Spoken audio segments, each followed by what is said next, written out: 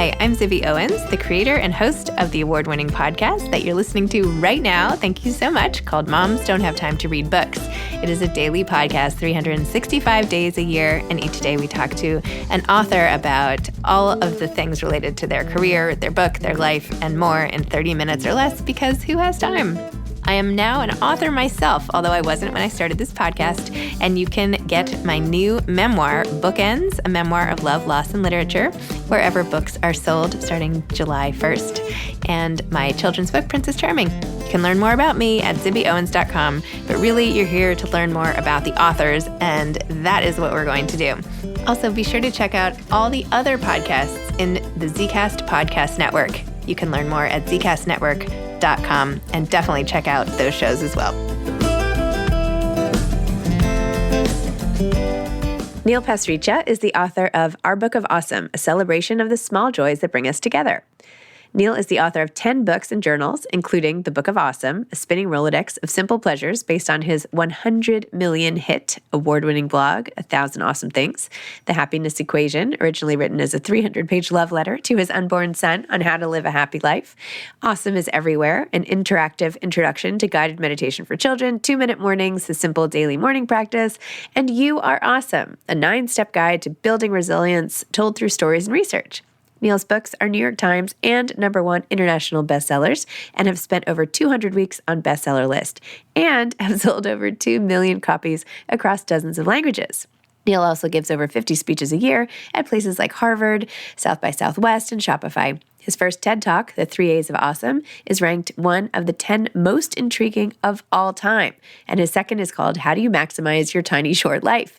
An artistic side project called The World's First TED Listen, composed entirely of questions. Neil gave the most attended feature keynote at South by Southwest 2019 called Building Trust in Distrustful Times. Neil also hosts an Apple Best of award-winning podcast called 3 Books, where he is on an epic 15-year-long quest to uncover the 1,000 most formative books in the world. Neil shares his current writing on his blog and in a series of newsletters read by over 100,000 people. Neil's pro bono work focuses on youth literacy and mental health. He has degrees from Queen's University and Harvard Business School. Neil lives in Toronto with his family, where I actually saw him when I was there for the Toronto Film Festival. Welcome, Neil. Thank you so much for coming back on Moms Don't Have Time to Read Books to discuss Our Book of Awesome, a celebration of the small joys that bring us together. And dads don't have time to read books. Okay, you have such an amazing story. We've talked about it before, but it was a long time ago. So maybe listeners now haven't heard, and they don't know why you've started this whole awesome series of books celebrating the little moments of life in all the different ways that you do, which is wonderful. So would you mind giving your backstory of how you got started and then how you ended up with this book? Absolutely. Sure. So my mom's from Nairobi, Kenya. My dad's from Amritsar, India. They had an arranged marriage in England in the 1970s. They moved to Canada, to a shady suburb of Toronto called Oshawa, Ontario, where I was born in 1979. When I grew up, my parents told me that, you know what, just work hard, then you have a big success, then you're happy, you know, like follow the normal life plan. So I did. I did everything I could. I graduated from school. I had good marks, went to university, Queen's University. For anyone who's listening who's a Canadian and knows Queen's, I went to Queen's, then I went to Harvard Business School down in Boston, which I know is an alma mater that we share. And I come home to Toronto. I'm married. I got a good job. I'm working at Walmart. I've got I'm a manager of leadership development. Everything's going according to plan. This is in my late 20s. Then everything falls off the rails. In the span of a few days, my wife tells me she no longer wants to be married to me, and my best friend takes his own life. These two things propagate a sense of, listlessness, depression, anxiety, overwhelm, everything all at once, partially amplified by the fact that I hadn't experienced a tremendous amount of setbacks before. And so I immediately sprung into twice-a-week therapy at my mom's strong suggestion and started a blog called 1000awesomethings.com as a way to try to cheer myself up. So for the next 1,000 straight weekdays, I went to a website called 1000awesomethings.wordpress.com, and I wrote about wearing warm underwear from out of the dryer, playing on old dangerous playground equipment, getting called up to the dinner buffet first at a wedding. And nobody read this website except for my mom. Although one day she sent it to my dad and my traffic doubled. And then it got bigger and bigger and bigger. And I started getting hits on things like, Fark.com or Dig.com and Reddit.com, just to throw a bunch of names out there for people that are like surfing online in 2008. And the blog got 100 million hits, won the Webby Award for Best Blog in the World from the International Academy of Digital Arts and Sciences.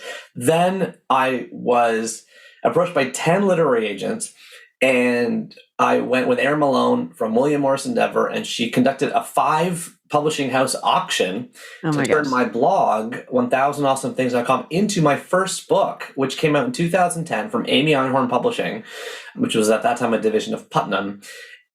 And it was called The Book of Awesome. And so they printed 6,000 copies of the thing, Zibby. So, like, despite the blog, being popular, blah, blah, blah, like 6,000, that seems like enough books, right? Well, it sold 1 million copies. And I say that with like a stunned expression. It's still surprising. I mean, a number of things totally fell into place all at once. It helped that the world, like now, was like riddled with bad news. So this sort of punctured the zeitgeist with a dose of sort of cynical positivity, because of course I was writing from how I was feeling, and it wasn't just Pollyanna. I was like, when I talked about Old Dangerous Playground equipment, I'm talking about like burning your legs in hot slides and falling into cigarette butts. And, I actually have the sense of self that I had when I was going through my depression baked into these awesome things, so they come across quite acerbic sometimes.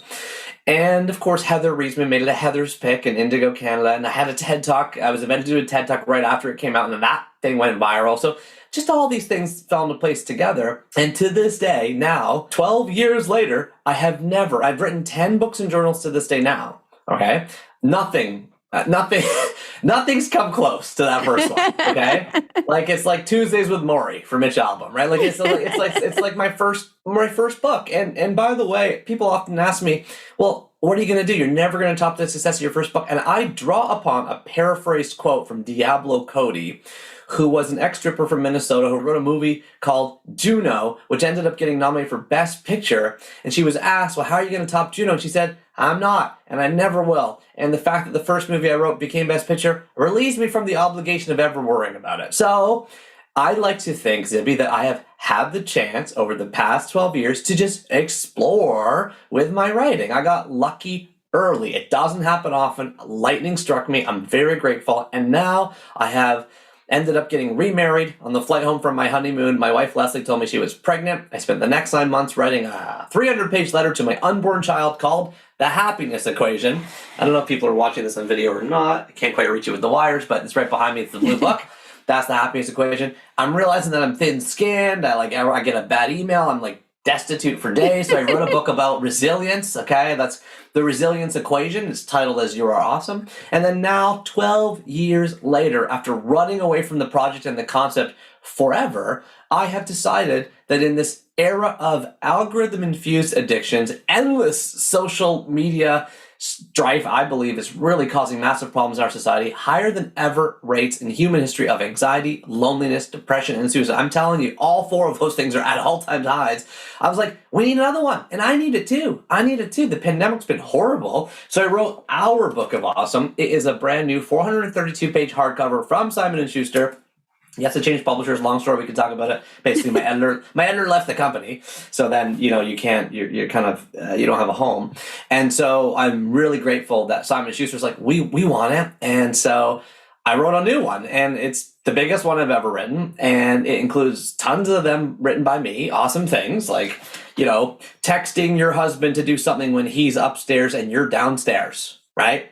Adding a gift note to yourself in your online order. Carrying the ice cube tray. You don't do that? I don't do that. It's so great when you get it. You're like, oh yeah, dear Zibby, I thought you'd like this. From Zibby. Carrying the ice cube tray from the sink to the freezer without spilling, right? Mm-hmm. Finally unsubscribing from that annoying email you've been getting forever, right? And so I write these things, and what I usually do is I add between 100 and 1,000 little kind of like a write-up, like almost like a blog post.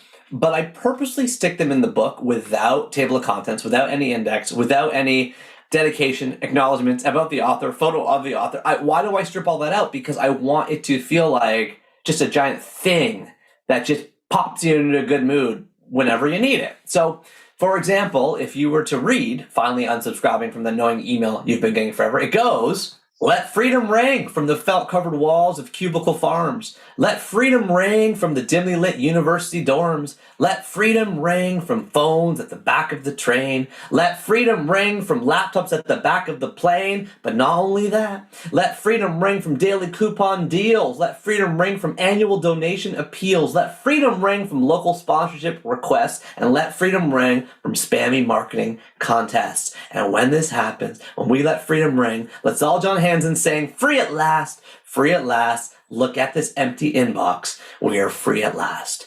Awesome. Now, they aren't all Martin Luther King, speeches, but that's just, since I mentioned that one, I thought I'd read that really quickly. And that's it. That's the whole freaking thing. So maybe you're like, well, no wonder the first book did good. It seems it's not even like a book. It's just like a bunch of stuff stapled together. I mean, that's all it is. And I just came back to it because I needed it myself. And I know from the research, we could talk about it if you want. There's all kinds of research on gratitude. There's all kinds of research on awe. And there's all kinds of research on journaling. And there's all kinds of research of sharing positive things socially. All those things looped together means if you pick up the book, you're going to be happy. It's as simple as that. It works. It's medicine. Wow. That's amazing. Did you record the audiobook? I have to ask. I did. But, this book, I wanted it to be by Neil Pasricha and friends. Yes, I can't even say my own name, right? Neil Pasricha and friends. So, and the publisher said no. They're like, it can't be, legally it's not and friends. I was like, but although I wrote 80% of them, I had over 10,000 submissions over the past 12 years from people writing their own. Wow. And I wanted some of those voices and those comments and those ideas to be in this book. So I've weaved them in. They amplify throughout the book. It ends in a culmination of awesome from around the world, where like the last 10 pages of the book are written on a different color paper. It fades to black, and the awesome things get smaller and smaller. And even the back page of the hardcover is just another 200 awesome things in 1-point font. That's the whole back cover. That's it. That's all it is. Because I want to feel like a cacophony of awesome amongst and between all these sort of, positively looking people around the world. So I put and friends on the cover. I recorded the introduction. I recorded about 50 of the awesome things myself. But like the book itself, I wanted the audiobook to continue to amplify and reflect more and more diverse voices. So we hired as many actors as the publisher would let me, which is 8.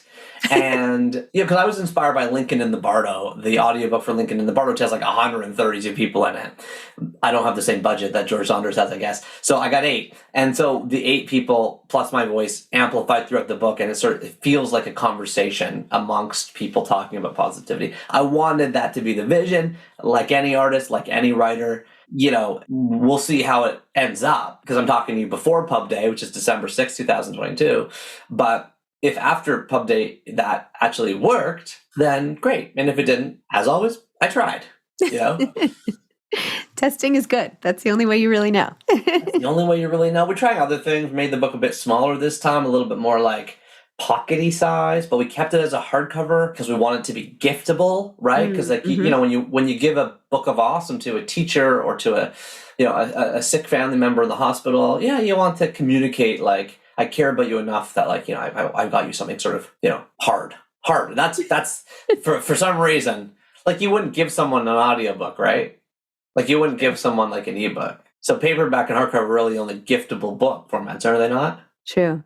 I mean, I just have never given someone. You think it's an insult to give someone a paperback? I do not think it's an insult to give someone a paperback. I'm saying paperback and hardcover are the only giftable formats, because although ebook and audiobook are skyrocketing in popularity, etc., have you ever given one as a gift? I don't think so. No, but I think that's because they don't have the right packaging for it yet. I think that's what I'm saying. They could totally do a better job. This is a market opportunity for moms don't have time to. I'm on it. I'm putting it on my master list. No, but seriously, there's a real opportunity here. Like, there's tons of audio originals, right, that you can't hear anywhere else. If I want this specific Michael Lewis book or Adam Grant book that's only in audio, I should be able to get that as a gift, and then receiving that gift should invite me onto the platform, right? Well, you could give them as a gift, but it's just like an email. And so that sucks. That's not fun. It's a notch below gift card, which is already bad because it's a little piece of plastic. What you really want is something that, is wrapped in a box. And maybe this is us being too capitalistic and commercial or something. I don't think so. I think we got to run with this one. I'm loving it. I think you could print out like custom barcodes with the unique thing, and you would just scan it and get your audiobook.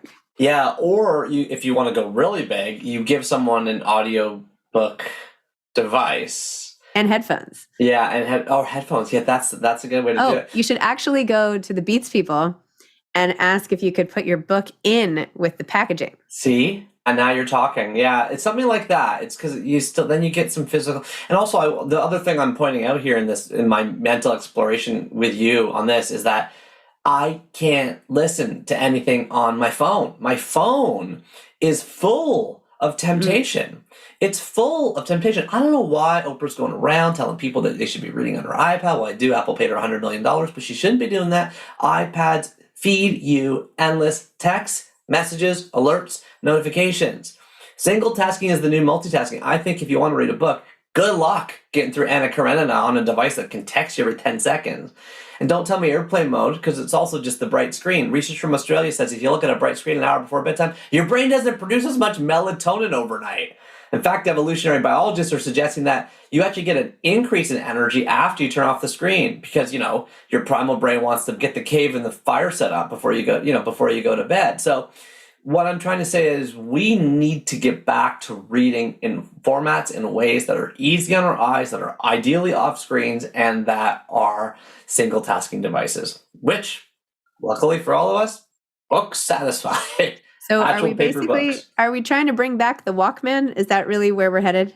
Oh, that's funny. Yeah, that's funny. Well, when I say single tasking, I mean, a Kindle is a single tasking device, right? So I think when Bezos came up with that, he had a pretty famous quote, which is he wanted people to have a device that only read books. Mm-hmm. That was the point. And he used e-paper, so it was easy on your eyes. You can remember the whole ads. You can read it even in bright sun.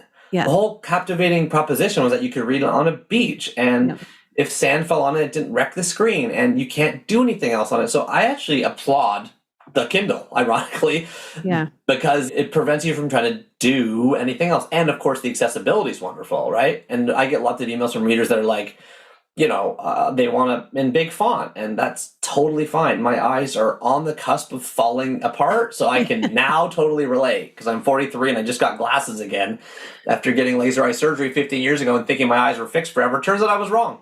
And now I'm back in glasses world, and now I want big font. Yeah, my font is embarrassingly large. And by the way, my mother flew here yesterday from Arizona, and she was like, Zib, I was ready to listen to your audiobook. The man next to me, we couldn't figure it out. All it kept saying was sample, sample, sample. And finally I was like, Mom, did you ever buy the audiobook? You have to buy it. She's like,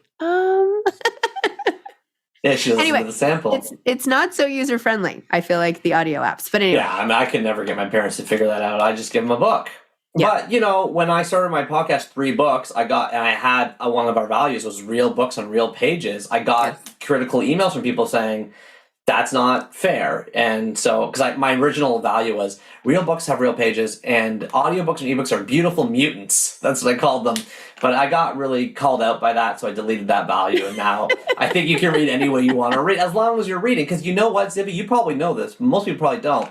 57% of Americans read 0 books last year. That's from the American Time Use Survey. It's the highest number in history. And that number has doubled since the 1980s. So let me say one more time for people listening. 57% of Americans, the vast majority, read 0 books last year. Meanwhile, our time on our cell phones is over 5 hours. Our screen time per day is over 11 hours. And don't look at me and say, oh, well, of course it is. 7 years ago, it was 18 minutes per day on our cell phones. It's skyrocketed. And the attention spans that we're fracturing with TikTok and other social media is truly horrifying. And I applaud the work of Jonathan Haidt, who lives somewhere down the street from you at NYU, Haidt, who's working on a book called After Babel and just wrote a recent cover story in The Atlantic called How Social Media is Fracturing the Mortar of Society.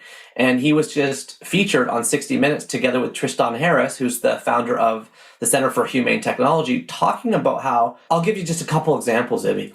The age of allowing people on social media is 12. Well, that age was come up with in the 1990s, far before the technologies that we're protecting our kids against were developed. And turns out these technologies can actually affect the developing brain. And we really shouldn't allow people on social media until at least 16.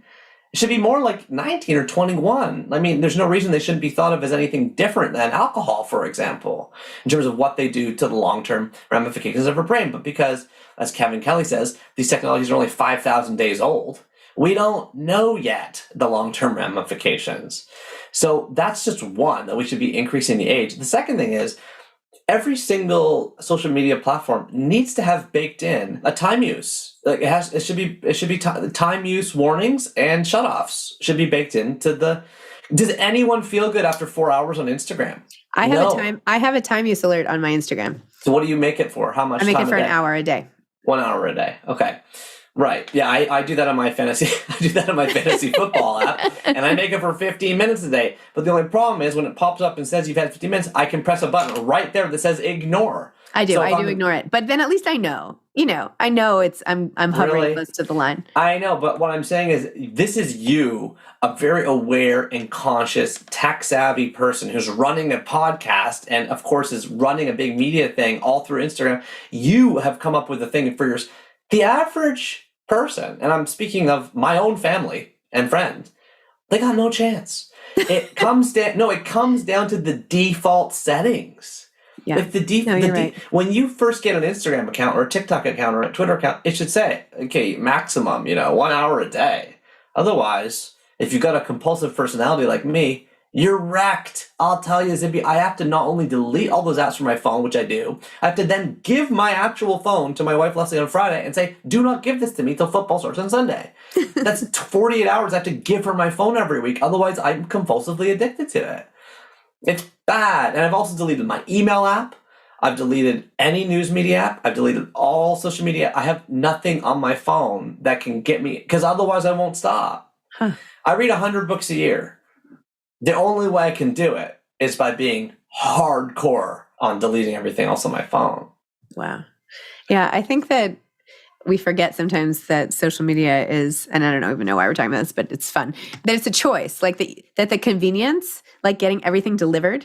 It's almost the holiday time, and when your book is coming out, it's like mid-holiday season and everything. And I'm like, it's not as fun to just go on random websites and buy things. Like, it's so much more fun to go to a store, interact with the people, pick something out, have that experience. Like, what is productivity really? Productivity comes at a cost. Well, I just bought a book literally yesterday by Jason Guriel called On Browsing. The last name is Guriel, and it's like a tiny little skim thing. And I also am a big fan of the work of David Sachs. His last name is Sax, and he has a book called The Revenge of Analog, and he has a follow-up about it coming. You should really have him on. Oh, I have that here. Wait, I have that right here. But anyway, go on. Well, I'm just saying, I think that what you are talking about, what I'm talking about, what David Sachs is talking about, what Jason Guriel is talking about. Future is analog. That's not, that's the future is analog. Yeah. That's it exactly. Yeah. You might notice my name on the cover as I blurbed it. I didn't, but he's coming on. Great. I'm happy to hear that because he's a fellow. He took you off the cover. I hate to tell you. Maybe it's on the back cover. It's on the back cover. There you go. Oh, okay. You were demoted. Great. I'm sorry. What does it say? It says, there's magic in live. There's magic in real. There is magic in analog. This book is a loud and much needed back crack for our twisted, techno-obsessed society. Ooh, much needed back crack. That's awesome. Okay. Yeah. By the way, I still didn't even read the one thing I wanted to read you from your book, which says, go. This is my favorite that I'm taking away, and maybe listeners can take away. When your friend returns your book and they actually read it. Books are personal sanctuaries of secret, silent moments, lifting you up, sending you sideways, stirring emotions deep in your soul. Reading a book feels like an invisible adventure. So when a friend returns your copy and tells you they loved the book too, it's like they were on the adventure with you. Let's expand this adventure together right now, because we're all here celebrating life's little moments. Smile and sense us all around you as we smile and sense you. Welcome to our book of awesome. Aww.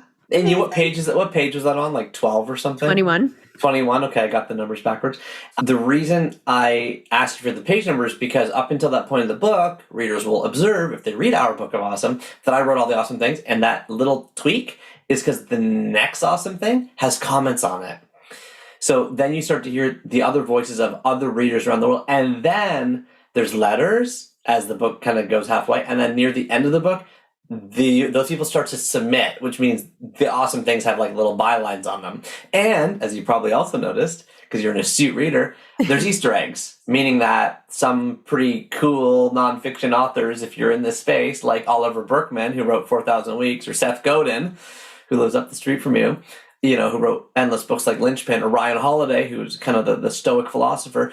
They wrote awesome things. Like I just put them in. Emily McDowell wrote one. So, it's just fun. It's just fun. A smattering of awesome. A much needed back crack for our negative obsessed society. I'll just reuse my own blurb on my own book. Yeah, we should all blurb our own books. I think that would be great.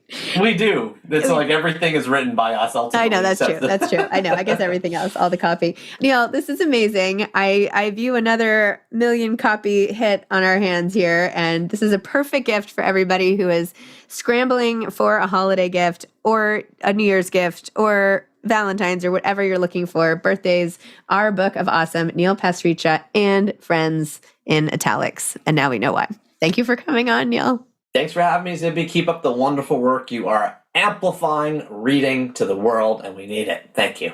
Thank you. You too. Bye. Thanks for listening to this episode of Moms Don't Have Time to Read Books. Don't forget to follow me on Instagram at Zibby Owens and at Moms Don't Have Time to Read Books. Also sign up for my newsletter at zibbyowens.com and sign up for my virtual book club and meet lots of authors on Zoom every other week. Thanks so much to Steve and Ryan at Texture Sound for the sound editing. And thank you to Morning Moon Productions for providing this fantastic intro and outro music.